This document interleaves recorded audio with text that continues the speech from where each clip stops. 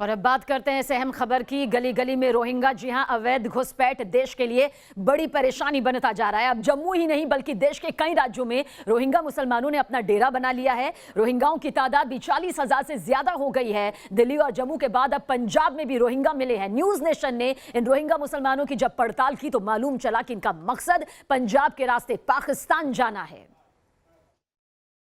जम्मू में रोहिंग्या, दिल्ली में Rohingya, UP में रोहिंग्या और अब पंजाब में भी रोहिंग्या। यानी अब हिंदुस्तान की गली गली तक पहुंच गया है रोहिंग्या मुसलमानों का जाल। रोहिंग्या मुसलमानों की वेरिफिकेशन का जो सिलसिला जम्मू से शुरू हुआ, उसकी पड़ताल आगे बढ़ी तो चौंकाने वाला सच पंजाब से सामने आया। पंजाब की राजधानी चंडीगढ़ से कुछ दूर मोहाली में 60 से 70 रोहिंग्या परिवार मिले हैं। न्यूज नेशन को मिली जानकारी के मुताबिक मोहाली के डेरा बस्सी और लालडू जैसे इलाकों में रोहिंग्या मुसलमानों ने अपने डेरे बना लिए हैं। इस जानकारी के सामने आते ही न्यूज नेशन रिपोर्टर विशाल ठाकुर फौरन मोहाली पहुंचे और पंजाब में हुए इस बड़े खुलासे की जड़ तक जाने की कोशिश की। जम्मू कश्मीर में रोहिंग्या मुसलमान पर सख्ती के बाद अब पंजाब में भी रोहिंग्या मुसलमान पर सख्ती की जा रही है और पंजाब में रोहिंग्या मुसलमान कहां-कहां रहते हैं, इसकी आइडेंटिफिकेशन के लिए जो है वो काम शुरू कर दिया गया है। अगर बात करें पंजाब के मोहाली की, तो डेरा बस्सी में एक गांव है जहां पर पिछले कई सालों से जो है रोहिंग्या मुसलमान यहां पर रहते हैं और एक स्लॉटर हाउस में यहां पर वो काम करते हैं और पुलिस यहां पर लगातार उनकी पहचान, उनके आइडेंटिफिकेशन के लिए यहां पर पहुंचती रहती है। मोहाली में न्यूज नेशन की पड़ताल से साबित हो गया था कि सिर्फ दिल्ली या जम्मू में ही नहीं, संयुक्त राष्ट्र के रिफ्यूजी कार्ड के सहारे रोहिंग्या मुसलमान देश के अलग अलग हिस्सों में रह रहे हैं या यूं कहें कि छिपे हुए हैं। और इससे भी बड़ा खुलासा किया पंजाब पुलिस ने कि रोहिंग्या मुसलमानों ने पंजाब को पाकिस्तान भागने का रूट बना लिया है।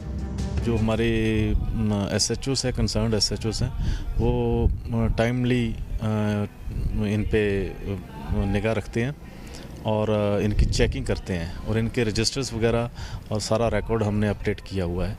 तो अभी जो 219 के करीब जो है डेरा बस्सी एरिया में और तकरीबन 63 के करीब हैं जो वो हंडेसरा के हैं।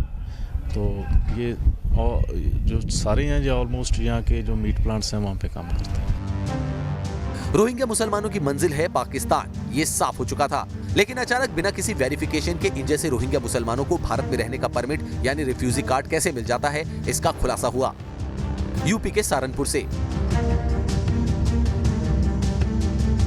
यूपी ATS ने तनवीर और उसके पिता उमर मोहम्मद को गिरफ्तार किया है। पकड़े गए आरोपी बांग्लादेशी बताए जा रहे हैं। आरोप है कि तनवीर और उमर दोनों भारत में घुसपैठियों के अलावा रोहिंग्याओं की घुसपैठ कराने में मदद करते थे। इसके बदले वो घुसपैठियों से मोटी रकम वसूलते थे। इतना ही नहीं, तनवीर और उमर घुसपैठियों की फर्जी कागज हासिल करने में मदद करते थे। बताया जा रहा है कि दोनों बाप बेटे वापस बांग्लादेश भागने की फिराक में थे, लेकिन उससे पहले ही यूपी ATS ने इन्हें गिरफ्तार कर लिया।